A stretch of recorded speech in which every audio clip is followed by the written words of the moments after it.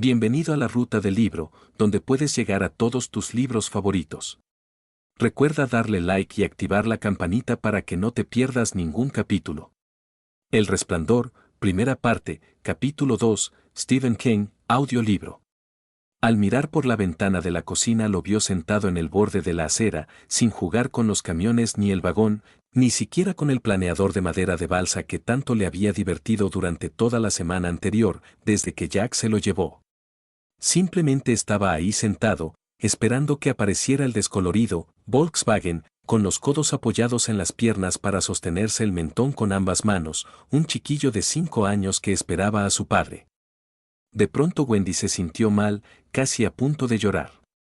Colgó el paño de la barra que había junto al fregadero y bajó la escalera mientras se abotonaba los 2 botones superiores de la bata. Jack y su orgullo. No, no necesito un adelanto.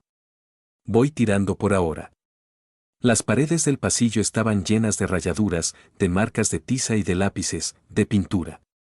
La escalera, empinada, llena de astillas. El edificio entero olía a rancio, ¿y qué lugar era ese para Danny, después de la pulcra casita de ladrillos de Stovington? Los que vivían encima, en el tercero, no estaban casados y, por más que a Wendy eso no le preocupara, la inquietaban en cambio las peleas, constantes, rencorosas. Le daban miedo. El hombre se llamaba Tom, y cuando los bares cerraban y ellos regresaban a casa, empezaban las peleas en serio, en comparación, el resto de la semana se les iba en preliminares. Las peleas nocturnas de los viernes, como las llamaba Jack, pero no era ninguna broma. La mujer, que se llamaba Elaine, terminaba siempre entre lágrimas, repitiendo una y otra vez, «No, Tom. Por favor, no. Por favor, no». Y él le gritaba. Una vez habían llegado incluso a despertar a Danny, que dormía como una piedra. A la mañana siguiente, Jack se había encontrado con Tom al salir y había estado un rato hablando con él en la acera. Tom empezó a fanfarronear, Jack le dijo algo más, en voz demasiado baja para que Wendy lo oyera, y el otro se limitó a sacudir hoscamente la cabeza y se marchó. Había sido la semana pasada y durante unos días las cosas fueron mejor, pero desde el fin de semana habían vuelto otra vez a la normalidad, mejor dicho, a la anormalidad. Y eso era malo para el niño. La sensación de congoja volvió a inundarla, pero ya había llegado a la acera y la dominó. Alisándose el vestido, se sentó junto a su hijo en el bordillo de la acera. «¿Qué pasa, Doc 1?» El chiquillo le sonrió, pero superficialmente. «Hola, ma». Tenía el planeador entre los pies, calzados con playeras, y Wendy advirtió que una de las alas estaba rajada. «¿Quieres que vea si puedo arreglártelo, cariño?» Danny había vuelto a quedarse con los ojos fijos en la calle. «No, papá me lo arreglará». «Es probable que papá no vuelva hasta la hora de la cena, Doc. Estos recorridos de montaña son muy largos». Una abreviatura de doctor. Más adelante se explica por qué llaman así al niño. N de la T, ¿tú crees que se romperá el cacharro? No, eso no. Pero el niño le había dado un nuevo motivo de preocupación. Gracias, Danny. Era lo que me hacía falta. Papá dijo que era posible, le informó Danny con tono realista, casi aburrido. Dijo que la bomba de la gasolina se iba a la mierda. No digas eso, Danny. ¿Bomba de la gasolina? Lo preguntó con auténtica sorpresa. Wendy suspiró. No, se iba a la mierda. No digas eso. ¿Por qué? Es vulgar. ¿Qué es vulgar, ma? Es como cuando te hurgas la nariz en la mesa o vas a hacer pis y no cierras la puerta del baño. O decir cosas como, se iba a la mierda. Mierda es una palabra vulgar. La gente educada no la dice. Papá la dice. Mientras miraba el motor del coche dijo, Cristo, la bomba de la gasolina se va a la mierda, ¿papá no es gente educada? ¿Cómo te metes en estas cosas, Winifred? ¿Las practicas? Claro que sí, pero además es una persona mayor y tiene mucho cuidado de no decir cosas así en presencia de personas que no las entenderían. Como el tío, Al, ¿quieres decir? Sí, exactamente. ¿Y cuando yo sea mayor, puedo decirlo? Me imagino que sí, aunque a mí no me guste. ¿A qué edad? ¿Qué te parece a los 20, Doc? Es mucho tiempo para esperar. Sí, creo que sí, pero inténtalo. Bueno. El niño volvió a quedarse mirando la calle. Sus músculos se contrajeron un poco, como si fuera a levantarse, pero el coche que venía era mucho más nuevo y de un rojo más brillante. Volvió a descansar. Wendy pensaba en lo difícil que debía de haber sido para él la mudanza a Colorado. Aunque el niño no hubiera dicho una palabra, a ella le preocupaba el tiempo que pasaba solo. En Dormant, 3 de los colegas de Jack en la facultad tenían niños de la edad aproximada de Danny, y además, estaban las clases, pero en este barrio el chico no tenía con quién jugar. La mayoría de los apartamentos estaban ocupados por estudiantes universitarios, y de los pocos matrimonios que vivían en Arapahoe Street, eran muy escasos los que tenían hijos. Wendy había visto tal vez una docena que estarían ya en la escuela secundaria o al término de la primaria, 3 bebés y nada más. Mami, ¿por qué se quedó sin trabajo papá? Arrancada bruscamente de su ensueño, Wendy buscó desesperadamente una respuesta. Ella y Jack se habían planteado distintas maneras de hacer frente a esa pregunta de Danny, que iban desde la evasión hasta la verdad pura y simple, sin adornos.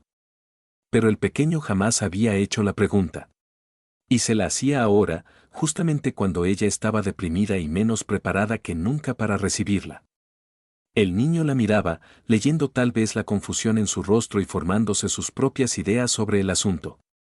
Pensó que, para los niños, los motivos y las acciones de los adultos deben parecer tan enormes y amenazadores como los animales peligrosos que se vislumbran entre las sombras de un bosque, en la oscuridad. Y que deben sentirse llevados y traídos como marionetas, sin tener más que muy vagas nociones del porqué. La idea la llevó otra vez peligrosamente al borde de las lágrimas, y mientras luchaba contra ellas, se inclinó a recoger el planeador y empezó a darle vueltas entre las manos. Papá dirigía el grupo de controversia, Danny. ¿Te acuerdas de eso? Claro, respondió el niño. Discutir es disputar, pero por gusto, ¿era eso? Eso mismo. Con los ojos fijos en la marca, Speedoglide, y en las calcomanías azules de las alas, sin dejar de dar vueltas y más vueltas al planeador, Wendy se encontró contándole a su hijo la verdad exacta. En el grupo había un muchacho que se llamaba George Hadfield, a quien papá tuvo que excluir, porque no era tan bueno como los demás. George dijo que papá lo había excluido porque le tenía antipatía, no porque él no sirviera. Y después hizo algo muy feo. Creo que eso tú lo sabes. ¿Fue él quien nos pinchó los neumáticos del coche? Sí, eso es. Fue después de clase, y papá lo pilló haciéndolo. Wendy volvió a vacilar, pero ya no era cuestión de evasiones, la alternativa se reducía a decir la verdad o mentir. Papá, a veces hace cosas que lamenta después. No piensa como debería. No es que le suceda muy a menudo, pero a veces sí. ¿Hizo daño a George Hadfield como la vez que yo le desparramé todos sus papeles? A veces. Danny, con un brazo escayolado, hace cosas que lamenta después. Wendy parpadeó furiosamente para hacer retroceder las lágrimas. Algo así, cariño. Papá golpeó a George para que dejara de pincharle los neumáticos, y este le dio un golpe en la cabeza. Entonces las personas que dirigen la escuela decidieron que George no podía seguir siendo alumno y que papá no podía seguir siendo profesor. Ya sin palabras, se detuvo, aterrorizada, en espera del diluvio de preguntas. Ah, murmuró Danny, y volvió a quedarse mirando la calle. Aparentemente, el tema se había agotado.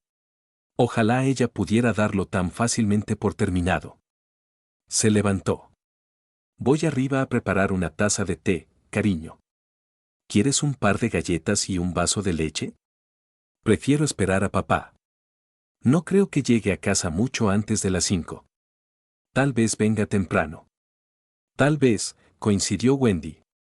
Tal vez sí. Se alejaba ya por la acera cuando el niño la llamó. ¿Mami? ¿Qué hay, Danny? ¿Tú quieres que nos vayamos a vivir a ese hotel todo el invierno? Y ahora, ¿cuál de las 5.000 respuestas darle?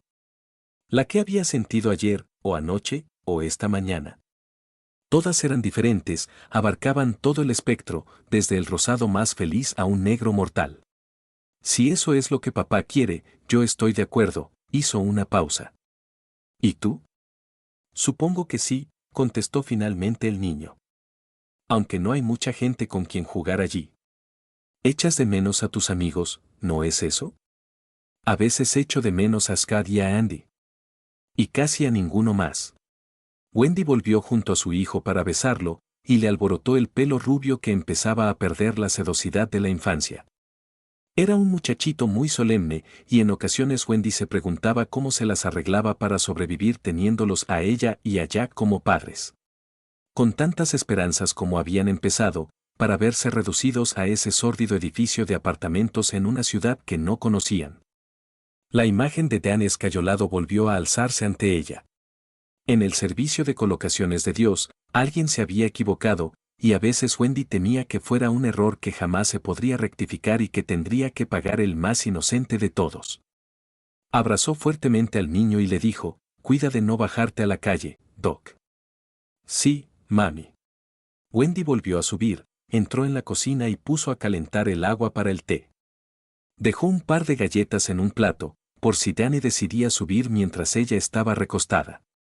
Con el gran tazón de cerámica frente a ella, se sentó a la mesa y volvió a mirar al niño por la ventana. Seguía sentado al borde de la acera, con sus tejanos y la camisa de color verde oscuro de la escuela, demasiado grande para él.